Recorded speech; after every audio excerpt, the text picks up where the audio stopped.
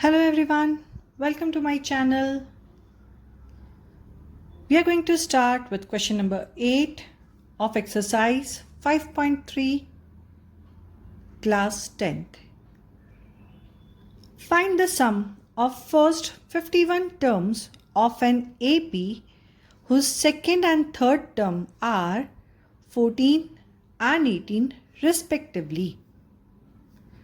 अब ये क्वेश्चन हमसे क्या कह रहे हैं? We have to find sum total कितनी टर्म्स का? 51 टर्म्स का.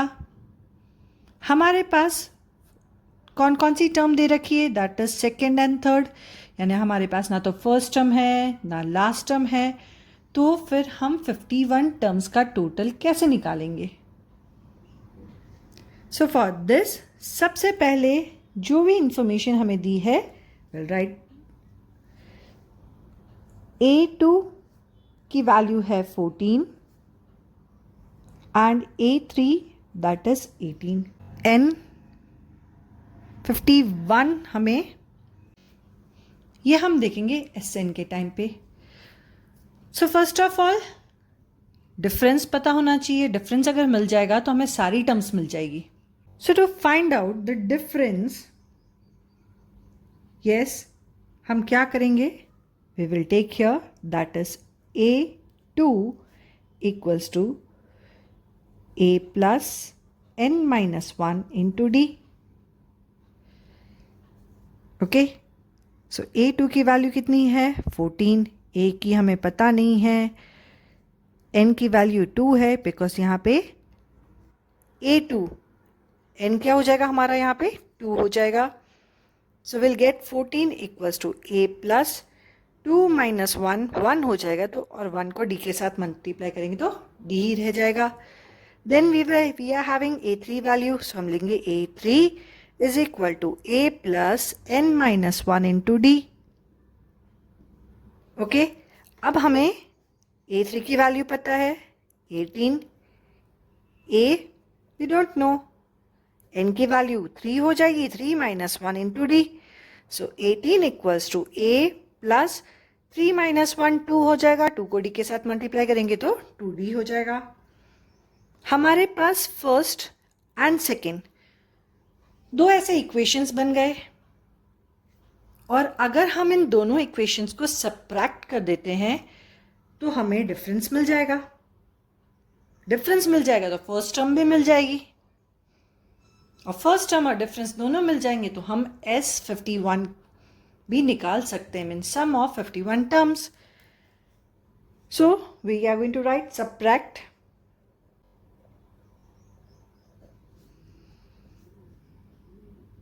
वन फ्रॉम 2 हम यहाँ पे कर देंगे. So we will take as 18 equals to A plus 2d minus 14 equals to minus 8 plus minus यहाँ पे क्या हो जाएगा? That is D. बट कैसा डी आ जाएगा? माइनस. क्योंकि अगर हम माइनस की साइन पुट करेंगे तो सारी साइन जो है वो नेगेटिव हो जाएगी. 14 भी नेगेटिव हो जाएगा, ए भी नेगेटिव एंड डी भी negative. So positive and negative A तो कैंसिल हो जाएगा. Will get this value as 0. 2 में से 1 को माइनस करेंगे डी को तो हमें सिर्फ डी मिलेगा.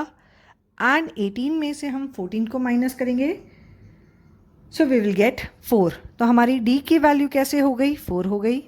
We got the value of d. अब हमारे पास d की वैल्यू हो गई. हम फर्स्ट इक्वेशन में d की वैल्यू को पुट कर देते हैं.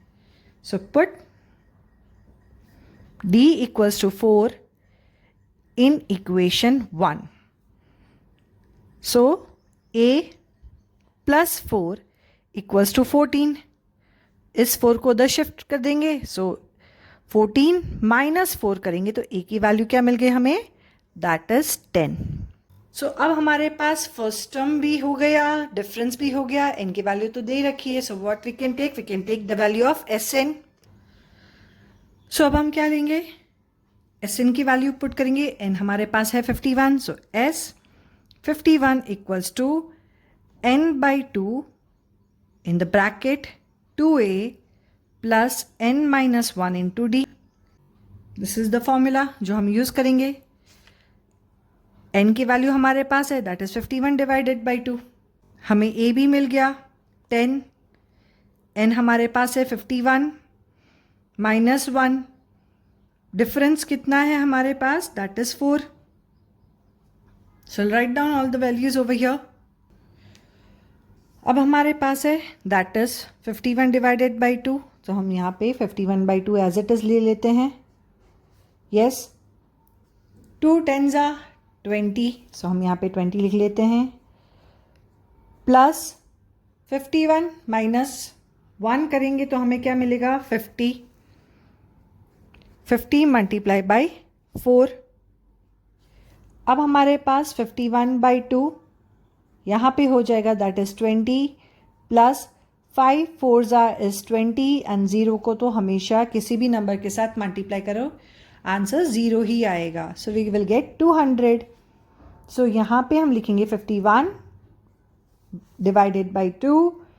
20 प्लस 200 करेंगे तो विल गेट दैट इज 220. 220 को हम 2 से इजीली डिवाइड कर सकते हैं because last digit is even. Even number हमेशा 2 की टेबल में आते ही हैं. सो 2 1s are 2, 2 1s are 2, 2 1s are 2 and 2 zeros is 0. अब हमारे पास क्या बचा दैट इज 51 मल्टीप्लाई बाई 11.